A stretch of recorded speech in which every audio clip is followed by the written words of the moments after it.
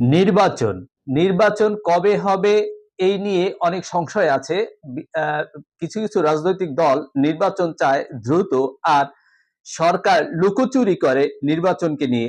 আর এর ভিতরে কিছু সমন্বয়ক আবার স্বপ্ন দেখে যে ডক্টর ইউনূস 5 বছর থাকবেন। এর পিছনে কি আসল কাহিনী সেটা একটু বলি। আমেরিকা থেকে 2 জন আর্মি অফিসার এসেছিলেন বাংলাদেশে, এবং তারা যখনই চলে গেলেন তারপরই একজন সমন্বয়ক স্বপ্নে দেখলেন যে তিনি ডক্টর মোহাম্মদ ইউনূস 5 বছর যাতে ক্ষমতায় থাকেন। এবং ডক্টর মোহাম্মদ ইউনূস তারপরে নির্বাচনের ডেটটা আগে বলেছিলেন ডিসেম্বর, তারপরে গিয়ে বললেন পরবর্তী জানুয়ারি থেকে জুনের ভিতরে নির্বাচন হবে।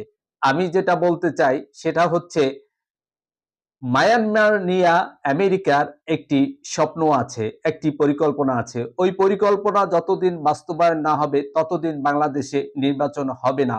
হয়তো এটা বিএনপিও জানে, সেই কারণে বিএনপিও খুব জোরালোভাবে নির্বাচনের কথা বলতেছে না। সে একটু ওয়ার্ম আপ করতেছে, শুধু মুখে মুখে বলতেছে এবং ডক্টর ইউনূসকে কিছুটা বাতাস দিচ্ছে এরকম। কারণ আমেরিকার বিরুদ্ধে কেউ যাবে না, বিএনপি যাবে না বা অন্য কেউ যাবে না।